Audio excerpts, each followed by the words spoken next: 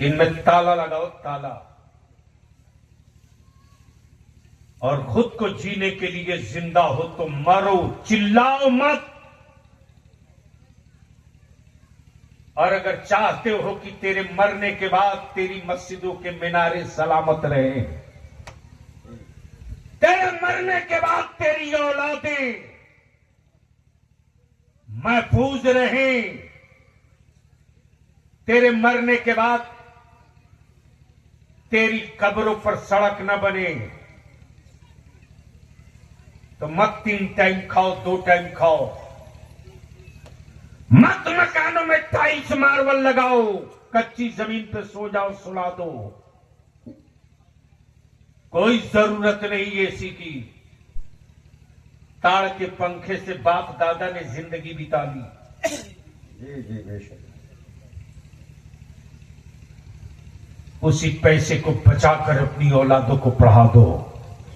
क्या बात है, वाह। सिर्फ सनद और सर्टिफिकेट दिला करके रिकॉर्ड मेंटेन कर सकते हो, इंसान नहीं बना सकते। जी जी, क्या बात। और मेरे आका की शरीयत पर चलाकर मेरे मुस्तफा की सुन्नतों पर अमल करा दो, वाह। तो तुम पहले इंसान बना दोगे। वो खुद ब खुद अपनी सलाहियतों का लोहा मनवा देगा। एक लफ्ज न बोल सका ये काबे की कमाई खाने वाला सऊदिया का शाह, लेकिन तनहा जमात इमाम अहले सुन्नत आला हजरत की, वाह क्या बात। जिस मसले के आला हजरत का एक सिपाही बलिया भी न 56 इंच सीने की फिक्र करे, वाह। न 47 इंच वाले कलेजे की फिक्र करे, बल्कि बरसों से हर स्टेज पर, हर सूबे में ललकार के कहता है कि बैतुल मुकद्दस लेके रहेंगे, मस्जिद अक्सा लेके रहेंगे। क्या बात है। नारे तकबीर, नारे रिसालत, मसलके आला हजरत, तालीमात आला हजरत, नारे तकबीर। वाह वाह, बहुत वाह। एक बयान दिखा दो फलस्तीन की हिमायत में इमाम काबा की, नहीं दिखा सकते। एक बयान दिखा दो शाह सलमान की, नहीं दिखा सकते। एक बयान दिखा दो दुबई वालों की, कुवैत वालों की, कतर वालों की, नहीं दिखा सकते। इसलिए कि उनमें और हम में फर्क है। उनमें हम में फर्क है। उनकी पहचान ये कि वो रियाल पे पलते हैं, हमारी पहचान ये कि हम टुकड़े फातिमा के लाल पे पलते हैं। वाह, सुभान अल्लाह, सुभान अल्लाह। वो सऊदिया के खैर, वो अमेरिका के टुकड़ा खोर हैं, हम करबला वालों के सदका खोर हैं। फर्क यही है। इसलिए हम विनती करेंगे इंग्लिश के मदरसा बाइजुल उलूम के सदर सेक्रेटरी और यहाँ के सदर मुदर्रिस असातिज़ा और जो अइम्मा उलमा हाजिर हैं, सबसे जिंदगी में कभी फुर्सत नहीं मिलने वाली है। खुद के लिए जिंदा रहोगे, कभी फुर्सत से नहीं रहोगे। और जब अहले सुन्नत और मसलके आला हजरत और अपनी नस्लों के लिए जीना चाहोगे ना, तो मसरूफियत में भी तुझको फुर्सत निकल जाएगी। एक बार सर जोड़ के बैठिए, एक बार सर जोड़ के बैठिए। अरे जो काम कोई नहीं कर सकता यार, वो काम मुस्तफा जाने रहमत का आशिक किया करता है।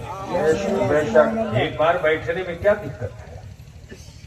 बस आखिरी अपील करूं, आप चाहते हो कि जहेज और तिलक खत्म होना चाहिए? अरे बोलो ना, धीरे बोल रहे, जोर से बोलो, जोर से बोलो, खत्म होना चाहिए। उसके लिए अलग से जलसा नहीं करना पड़ेगा, आप चाहो तो आसानी से कर सकते हो।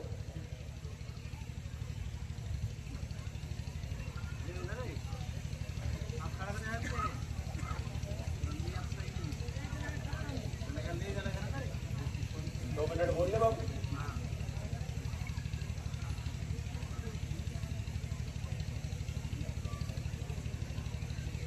ईमान से बोलो कि बाप की प्रॉपर्टी में बेटियों का हिस्सा है कि नहीं है। जोर से बोलना है।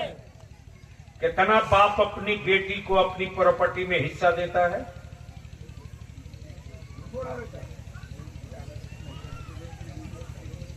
क्या भीख दे रहे हो बेटी को?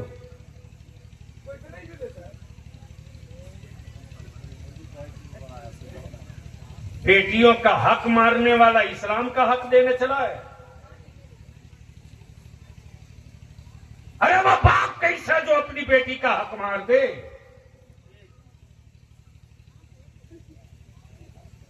सिर्फ एक काम कर दो। पहली बात तो ये कि बेटियों की कच्ची उम्र में शादी करना बंद करो।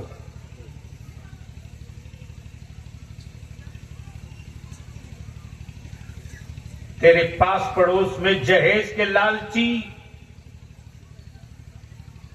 बाप और उसका बेटा ना जाने कितनी बच्चियों का कत्ल कर चुका है।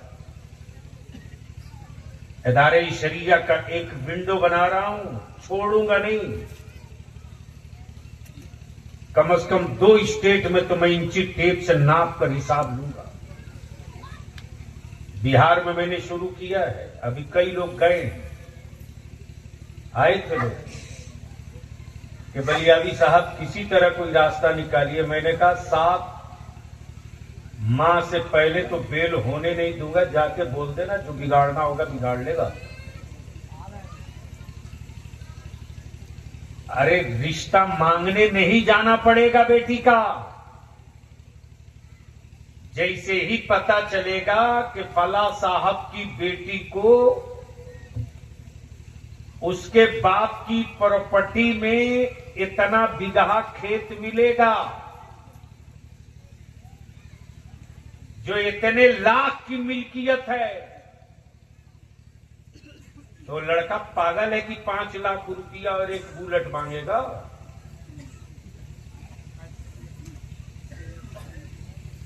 लेकिन बेटियों का हक दोगे नहीं, हुकूमत से अपना हक मांगोगे।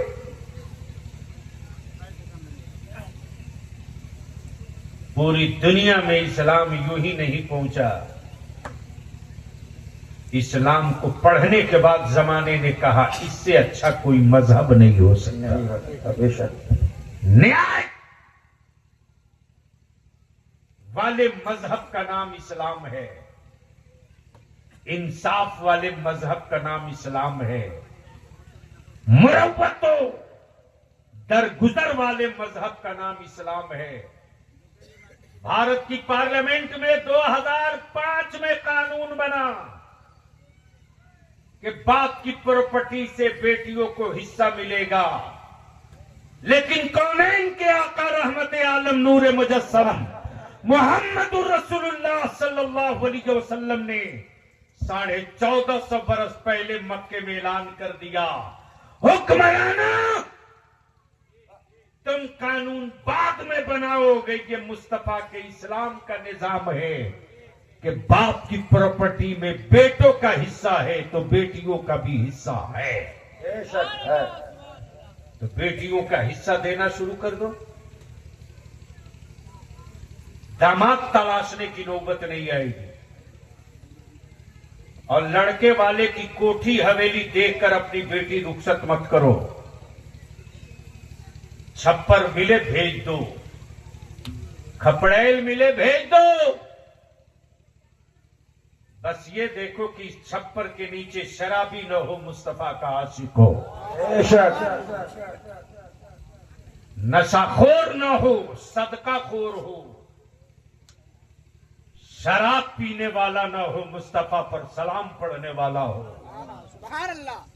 और अगर बहू लानी हो, बीवी लानी हो, तो ये मत देखो कि उसके साथ जहेज का सामान कितना आएगा, ये देखो कि उसके चेहरे पर हया और गैरत है कि नहीं, उसके पैरों में नबी रहमत की शरीयत की बेड़ी है कि नहीं, उसके हाथों में मुस्तफा जाने रहमत के कानून की हथकड़ी है कि नहीं, उसका वजूद सैयदा फातिमा ज़हरा का कनीज है कि नहीं। अगर इस नेचर की बहू लाओगे तो रुखसत होकर आएगी गरीब के छप्पर से, कदम रखते ही तेरे घरों में बरकतों का तूफान आएगा। बेशक, क्या दुनिया बात। देखेगी कि वाह। बहू आई है तो बरकतों का सामान लेकर आई है। अल्लाह तबारक व तआला अमल खैर की तौफीक रफीक अता फरमाए। और मैं सेक्रेटरी साहब से और सदर मुदारी साहब से गुजारिश करूंगा, बाहर के बच्चों को पढ़ाकर भेजने से क्या फायदा? भाड़े की फौज से जंग नहीं जीती जाती। अपने घर की औलादों को तालीम याफ्ता बनाइए। जिन्हें पाल के भेजेंगे वो रुखसत हो जाएगा। और सिर्फ हाफिज जी मौली साहब मत बनाइए। और घड़ी देख करके अब पढ़ने पढ़ाने का वक्त नहीं, बल्कि मदरसे में जहां नाजरा हिफ्ज उर्दू वहीं हिंदी